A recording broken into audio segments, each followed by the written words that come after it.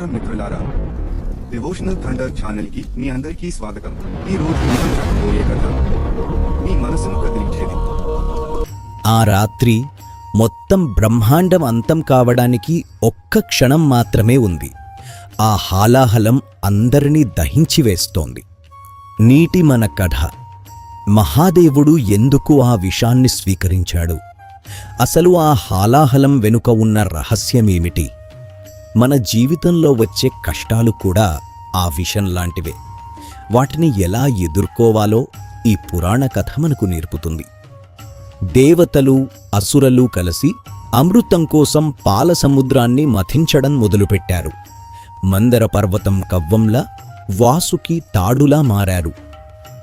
మథనం సాగుతుంటే ఆ వాసుకి నోటి నుండి వెలువడిన విషపూరితమైన శ్వాస అసురుల శక్తిని కుంగదీసింది. దేవతలు భయంతో వణికిపోయారు.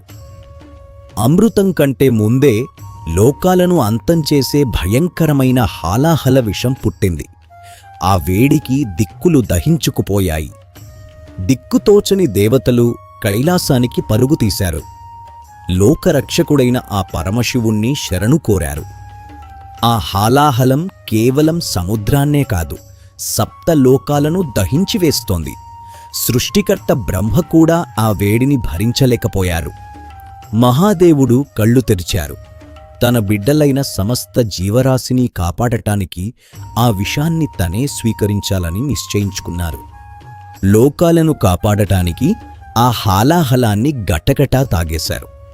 కాని ఆ విషం కడుపులోకి వెళ్తే లోపల ఉన్న ప్రపంచం నాశనమవుతుంది. లోకాలను కాపాడటమే పరమావధిగా ఎంచిన ఆ త్రినేత్రుడు చిరునవ్వుతో ఆ భయంకరమైన మృత్యువును ఆహ్వానించారు. అది ఆయన కరుణకు పరాకాష్ఠ.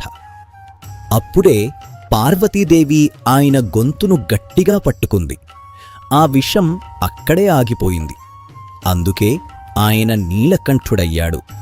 ఈ కథ చెప్పే లోతైన అర్థమేమిటంటే, లోక కళ్యాణం కోసం మనం కూడా మనలోని విషతుల్యమైన అహాన్ని, కోపాన్ని నియంత్రించుకోవాలి. నా దృష్టిలో శివుడు విషం తాగడం అంటే బాధ్యతను స్వీకరించడం. కష్టకాలంలో మనం పారిపోకూడదు, వాటిని స్వీకరించి పరిష్కరించాలి. నేటి కాలంలో పర్యావరణ కాలుష్యం లేదా మానసిక ఒత్తిడి అనే విషాన్ని కూడా మనం ఇలాగే విజ్ఞానంతో, సహనంతో నియంత్రించాలి.